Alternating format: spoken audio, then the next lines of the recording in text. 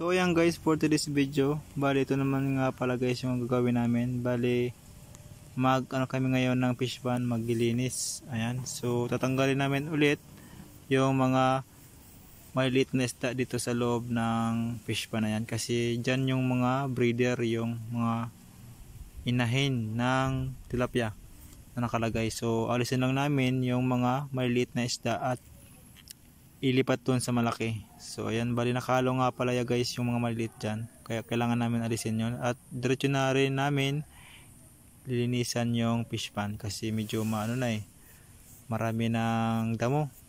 Ayan, so kailangan namin ito linisan para makakilos naman yung tilapia. Ayan, so yun, bali ano nga pala yan guys, bali medyo malabo kasi nga yung aming fish pan ay siyempre nasa maputik kaya lalabo yan. Ayan, so ngayon guys, bali kailangan namin tatanggalin yung mga damo dito sa palibot at sa loob para kita paano ay malinisan din naman. Ayan o. So ngayon guys ay kailangan namin kunin na yung isda, ilipat na namin yun. Ayan. So ito yung mga maliliit na isda, ay ito mga pala ay malaki nga pala to guys, yun. Bali breeder ko nga pala yun. So ito yung mga maliliit ay tinatanggal namin. Ilipat namin sa malaki para doon na sila mamalagi sa malaki na fish pan. So ito kasi parang to doon sa mga inahin, mga malaki, yung breeder na tatawag. Doon lang sila dapat sa sa kabila yung mga maliliit. So dito yung mga breeder lang, yung mga inahin. So hindi namin pinapaluan ng maliit.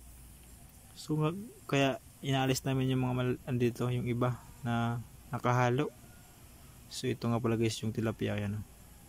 Medyo lang malikot lang yung tilapia So natunik ako niyan kaya ayun, hindi ko na inawakan. Yan. So marami yan. Nung 12 yata na piraso yan Akalam ko 12 yan Ayan. So ngayon guys, isa-isa lang namin tinatanggal yung mga maliit. Ay yung mga malaki nga pala. Kasi malikot din pala yung malaki, hindi makuha lahat ng isahan. So ngayon ay yun nga, mano-mano. Pero yung tubig dyan guys ay pinapalabas yung ibang tubig. Kaya yan medyo mababaw na siya. So amin ang sinimulan para matapos na yan. So yun, dandan lang. So yun So ako lang ang taga lipat doon sa fish pan na malaki. At yan. So saka si Kuya Ambit naman ang taga silo niya ng isda sa loob. So ako lang ang taga running man. So yan bali kailangan lang taga namin tulinisan, talagang madamo na So, yung palibot. Ayan. Ano lang, pasa-pasa lang yung yung andito, yung pag namin. Kasi dapat ilagay na namin yung yung isda na maliit dun sa kabila para hindi masyadong ma-stress. Yan, yung malaki dun sa kabila, doon namin nilagay para hindi sila ma-stress din. Ayan So bali itong video to, mabilis talaga to. Kasi medyo mahaba nga pala to guys. Kaya yan, pinabilisan ko na lang.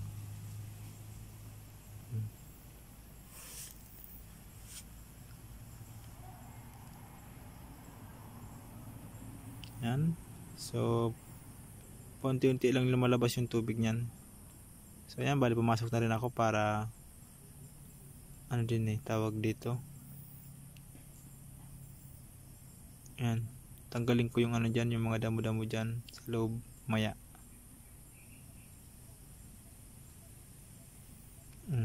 Tapon na naman yung yung pang silo, yan So tanggalin ko muna yung damo dito para makakilos naman yung isda. Kasi naarangan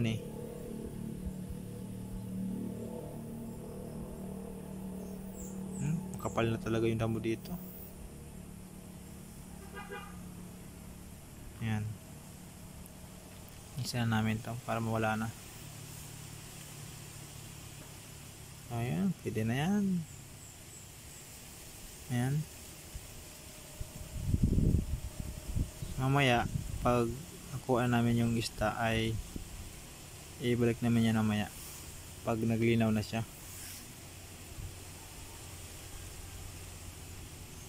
Ayan.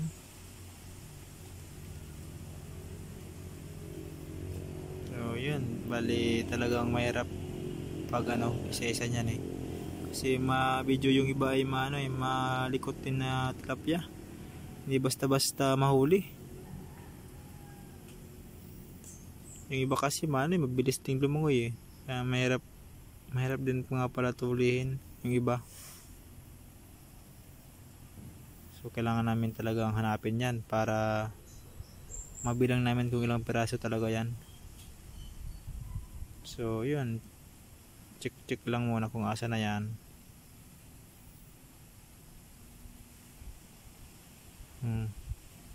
So din ako, try ko din hanapin. Ayan, andun na.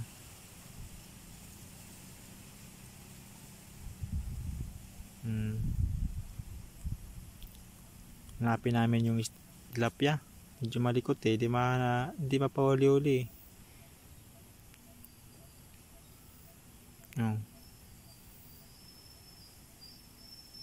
Talagang tiba yung ibang isda dyan eh. Kahit malit lang yan pero di taga mahuli.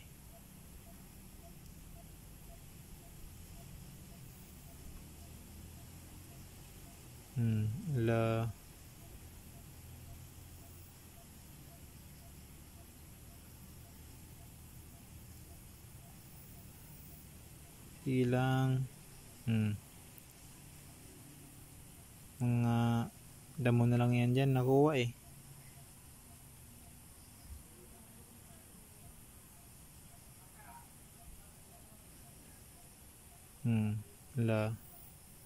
Meron na malaki naman to.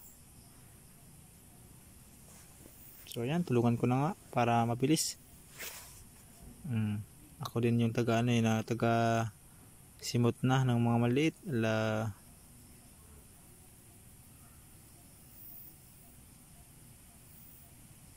Yan.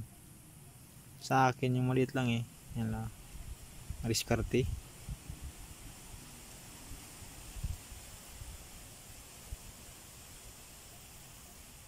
Yun, malaki naman yun eh. Hindi talaga mapahuli-huli yung iba.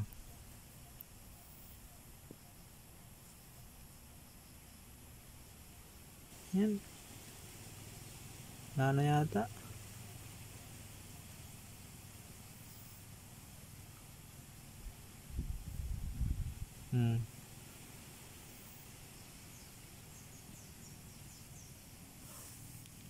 So sinasimot na. Yung maliliit saka yung malaki ay nilas na namin para sigurado talaga. Balik na kami dyan eh. Yung para na bagang chocolate. Ayan kape. Kape na yung fish pan. Naging kape na eh. Sigurado hindi pa yan lumabas. Sobrang labo na yan. O iwan ko lang. Simutin ko na nga. Baka mayroon pa. Parang wala na yata eh. Sinimot ko na eh. So try pa natin. Isa pang round. Kung meron pa. Para sigurado. Sige pa. Simutin ko yan. May nakuha. Sige pa, magikape na eh. Wala na, finish na. So yan guys, balagay ko na yung yung tubo niya. So tapos na. So yun lang guys. Thank you sa inyong panood.